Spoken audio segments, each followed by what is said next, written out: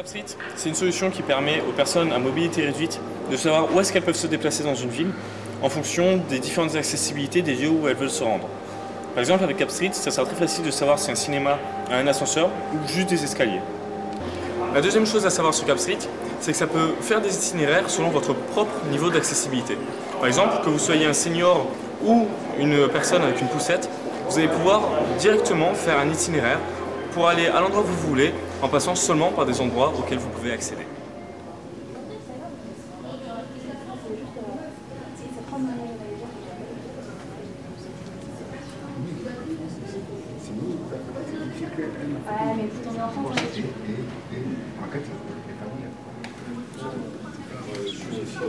La majeure partie des informations d'accessibilité sur différents lieux, on veut les remettre c'est ce qu'on va diffuser, puisque nous, la vraie valeur ajoutée, ça va être sur les statistiques.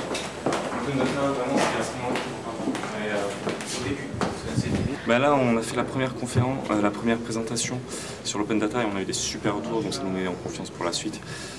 Maintenant, il nous reste les deux plus compliqués, a priori, vis-à-vis des critères. Donc les deux sur software design. Et, pour l'instant, on est lancé, on va voir ce que ça donne.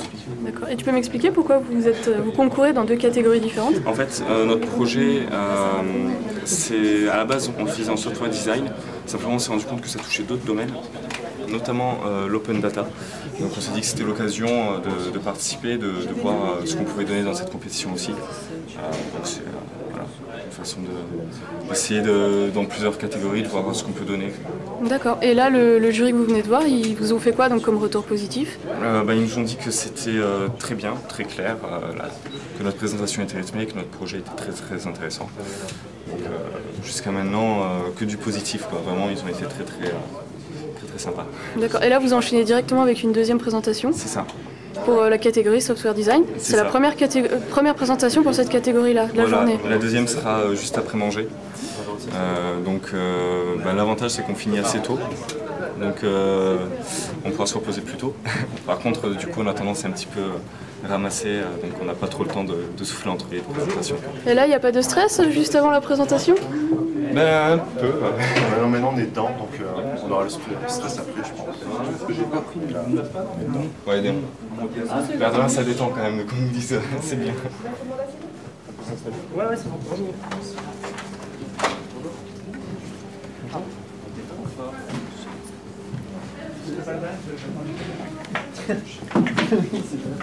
We are the CapStreet team, composed of Agathe, our designer, Anthony and Arno, our developers, and myself, the communication liaison. It knows your own mobility level to draw you personalized itineraries. With this, you can go only on roads and public transportation that you know you can use according to your capacity getting around.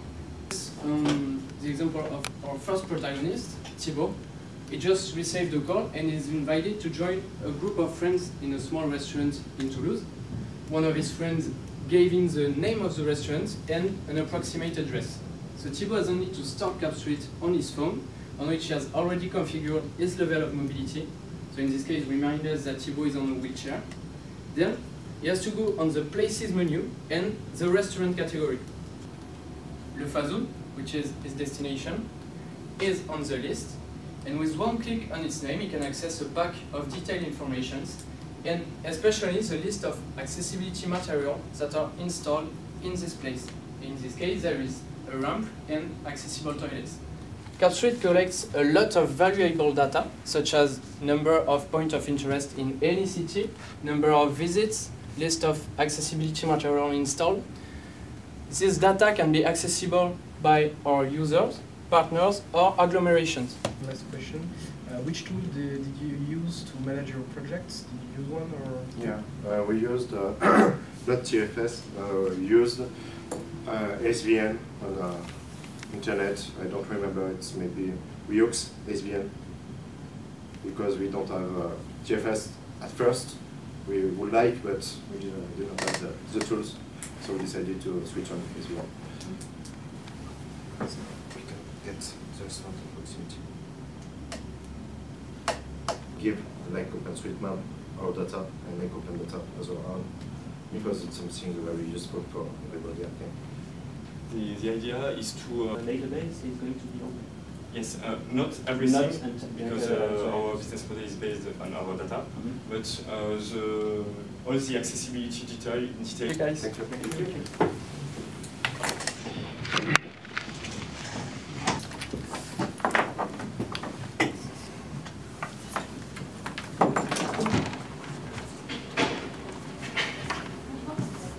Je pense que la presse en fait. Mais je sais pas si elle était si terrible. Ouais, c'était vraiment pas bien. C'était une des plus mauvaises depuis le début. Vous avez parlé de Mindforce, je me suis senti beaucoup plus intimidé par ce On s'adresse à des personnes qui peuvent avoir des problèmes pour utiliser un petit appareil ou quoi, donc c'est quand même mieux d'avoir une application native. On est compréhensible.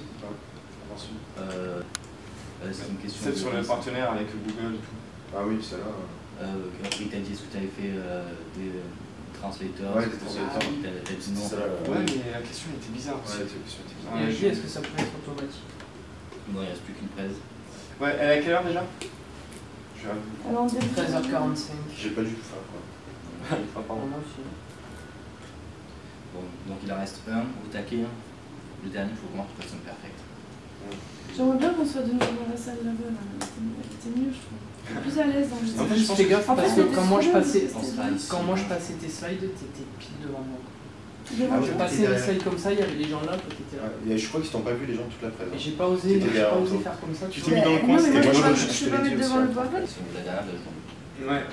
on regrette rien. On y va vraiment. Enfin, là, franchement, faut vraiment qu'on s'amuse. Je pense que vous avez assez stressé là devant cette presse. Mais écoute, moi depuis la première, je suis quand même vachement plus détendu. Je vous ai senti beaucoup plus ferme. Ils ont été vachement Moi, sympas. je nous ai sentis. Enfin, moi, ça allait, mais. Écoute, moi j'avais vraiment l'impression d'être, fermé. Ouais, normal, c'est pas question de ça, c'est plutôt au niveau de connaître le texte, quoi. J'ai l'impression qu'on a beaucoup dépassé. Et, Après, ils sont Non, été dedans au niveau franchement, timing. non, on n'a pas dépassé. Non, tout le monde a dépassé. Hein. Mais t'as compté à partir de quand? Parce que moi, mon chrono, il démarre quand le logo descend. Et quand on a lancé la vidéo, on était à 18 minutes. 18 minutes, Oui. Moi, j'étais à 22 minutes. Enfin, Ouais, à la fin de la vidéo, j'étais à 22 minutes. Ouais, j'ai vu en plus un moment Vincent regarder son téléphone.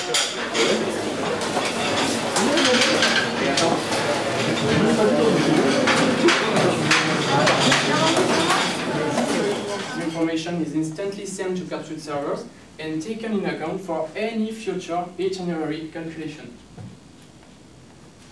Leaving the user perspective, CapSuite collects a lot of valuable information, like number of... One of the biggest problems was to translate data given by cities to something usable by CapSuite. Je vais commencer par une question technique. Je n'ai pas très bien compris quel est le rôle de MapQuest dans votre suite d'algorithmes. D'accord. En fait, il est possible d'indiquer sur les requêtes, dans les requêtes, des routes par leur ID, en fait, ce que ça met en base de données. Et ça permet en fait à notre itinéraire tracé d'éviter ces dites routes. C'est-à-dire que l'itinéraire est déjà préalablement tracé par votre algorithme, mais MapQuest sert juste à... Non, il trace entièrement, tout ce qui est piéton, c'est MapQuest qui s'en occupe. Nous, on fait seulement les transports en commun, et ensuite on fait une synergie entre les deux itinéraires. Mais MapQuest vraiment trace nos itinéraires à pied entièrement, et permet justement d'éviter certaines routes grâce à leur ID. Qu'est-ce qu'il vous reste à faire aujourd'hui?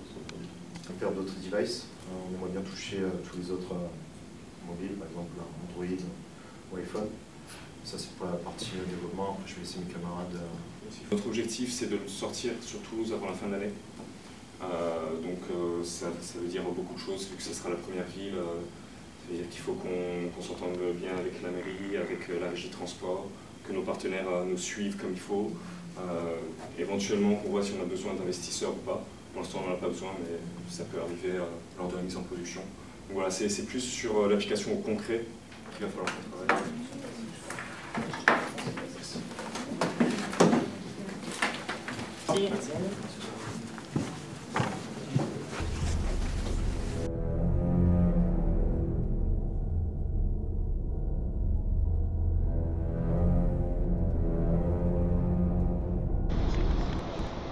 Merci.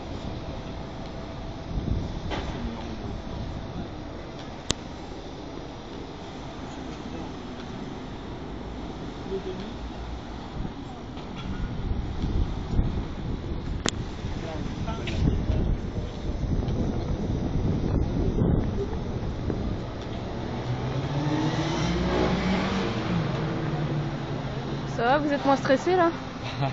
Ouais, ça devrait nous aider à être moins stressés en tout cas.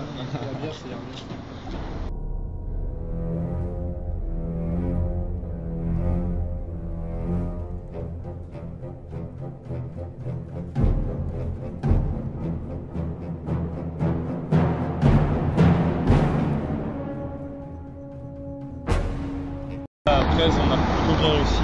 Je suis moins sûr pour cette question par contre. J'ai l'impression qu'on s'est vraiment bloqué. montrer que les questions, c'est pas. Ouais. C'était plus facile sur le français. Chaque question a des réponses et précises. Ouais. Par contre, on n'a pas tourné avec les tablettes, on s'en foutait quoi. Même la réalité augmentée, on aura plus de Ouais, au final, ouais, sur Mais la créativité, tout ça, cette application, elle avait déjà vu. C'est peut-être que les démos étaient assez forts aussi. La démo, elle était bien.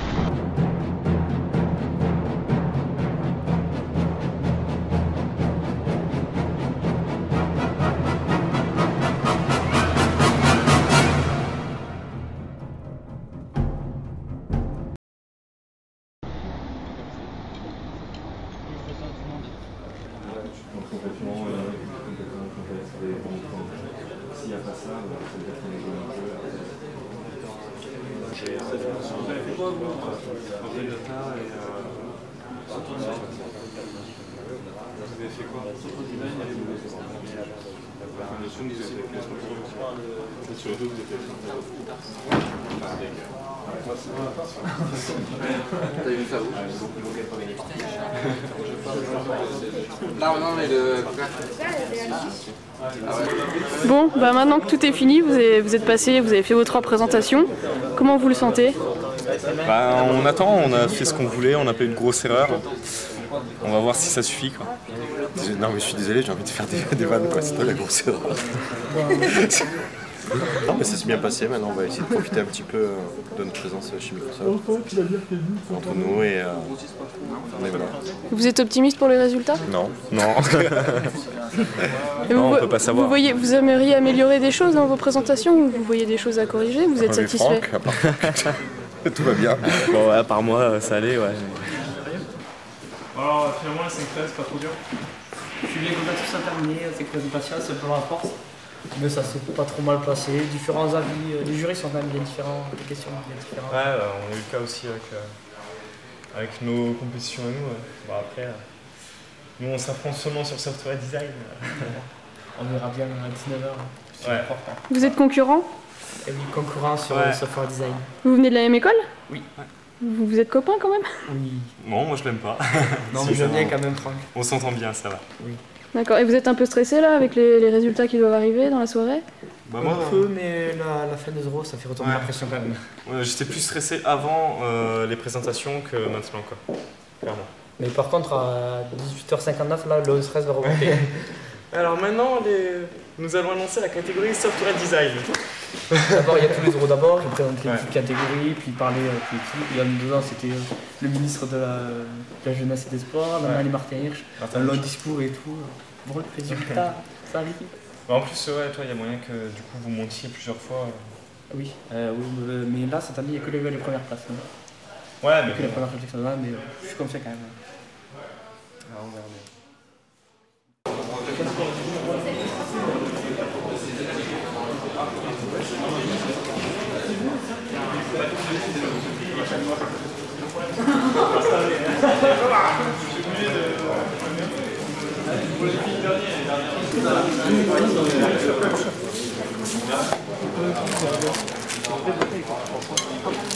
C'est un génie, c'est ce qu'il vient de dire. Ouais mais c'est pas crédible, hein, c'est Anthony qui dit ça.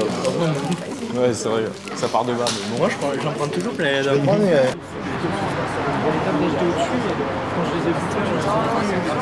Mont Blanc pour ma belle Angers.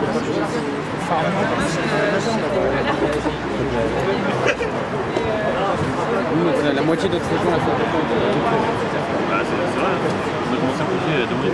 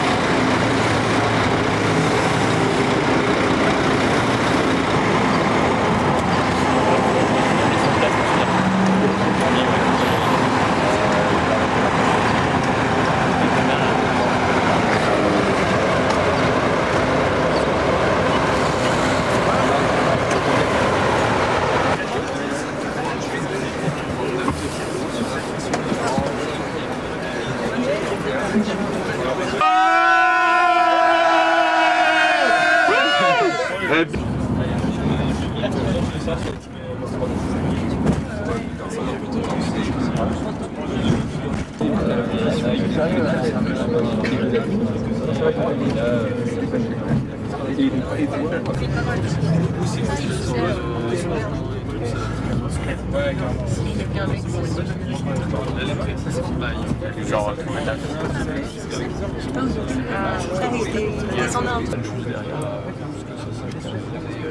ah, ouais, non, je pense pas.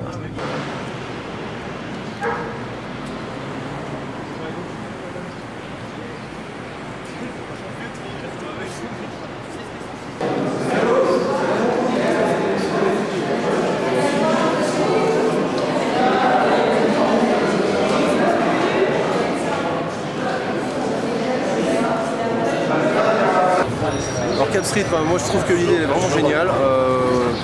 Au-delà du projet en lui-même, toute l'implication qu'ils font et tous les retours qu'on a qui sont vraiment très surprenants pour un projet d'étudiants. On a été sollicité par le ministère pour qu'ils puissent faire une présentation puisque ça intéresse même le gouvernement. On a la fédération handisport qui nous soutiendrait par des athlètes. Enfin, ça peut apporter vraiment un vrai plus à toutes les personnes de mobilité réduite. On croise les doigts pour que leur projet aille au bout, en tout cas de l'histoire d'Imagine Cup, et puis après que ça puisse rendre service à tout l'ensemble des personnes qui seraient susceptibles d'être intéressées par cet outil. D'accord. Et de quelle manière un GSUP s'est investi dans le projet, puisqu'ils m'ont dit que l'école les avait beaucoup aidés? Alors, nous, on les aide beaucoup en leur donnant du temps libre, en leur laissant libre cours à toute l'imagination et en les soutenant logistiquement. Dès qu'on peut les aider sur des voyages, sur du réseau, dès qu'on peut les mettre en relation avec des gens qui peuvent avoir un petit plus pour le projet, on essaye d'être présent.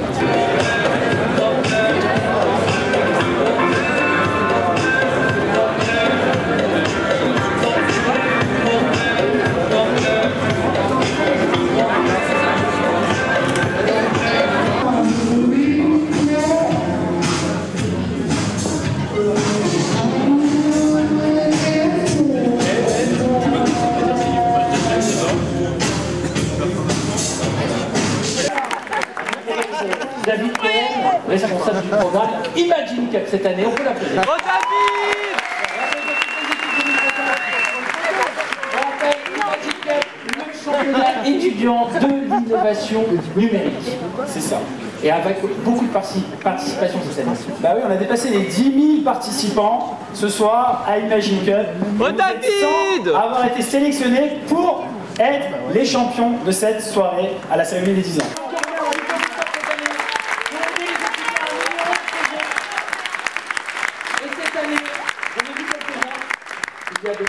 C'est vous accompagner. Alors je vous laisse annoncer le gagnant. J'aime bien le suspense. Donc on va attribuer la médaille d'or. La médaille d'or. Parce qu'il aime bien. Oui, je sais. J'aime la musique. Cap Street.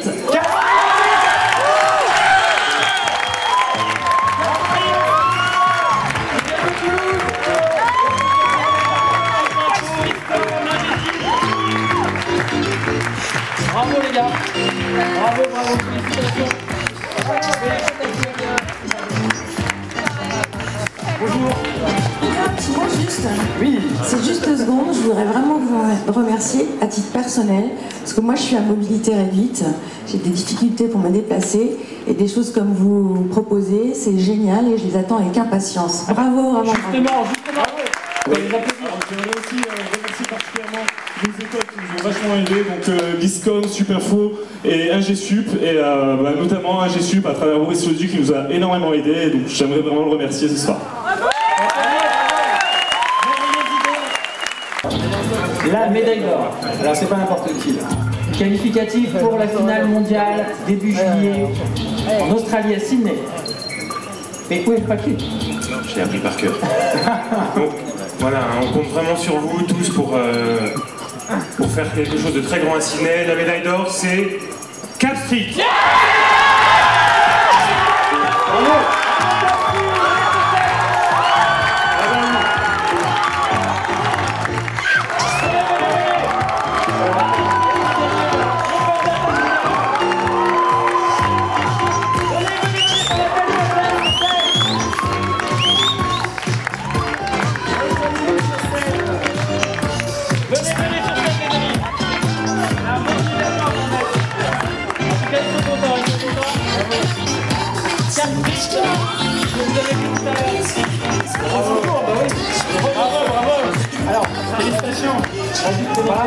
félicitations. Alors, ils sont contents. Bravo, félicitations. Donc, on rappelle, vous avez gagné tout à l'heure la catégorie Open Data, c'est bien ça? Oui, c'est ça. Et là, vous gagnez la catégorie ciné. On est vraiment très contents, très élus, vous pouvez le voir. En tout cas, on va faire le max pour ramener la médaille d'or, pour faire honneur à la France. Et je tiens à remercier aussi Microsoft. Je remercie aussi Alexandre Rambuteau, qui s'est occupé de toute l'organisation. Il a fait un boulot franchement excellent, il a toujours été disponible quand on l'a contacté. Et je tiens à remercier aussi Vanessa, qui se cache là-bas. Coucou. Voilà, toujours pareil aussi pour l'organisation. Et je tiens à remercier aussi mon mentor, Rémi Bertrand.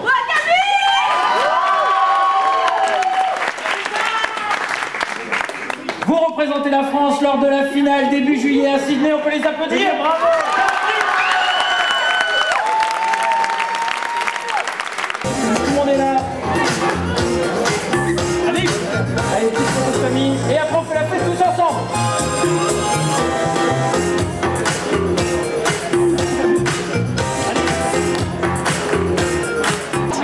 Moi je suis trop fier de mes poulains, 7 médailles d'or potentielles, 3 titres pour un G-Sup. Ils ont trop bien bossé, comme quoi le boulot, la passion et l'envie, et sans se prendre au sérieux on arrive à faire des trucs super. Bravo et direction Sydney. Bravo. Ah mais voilà c'est bon, avant d'enlever ce sourire il va me falloir encore 3 semaines quoi. Je vais devenir comme ça.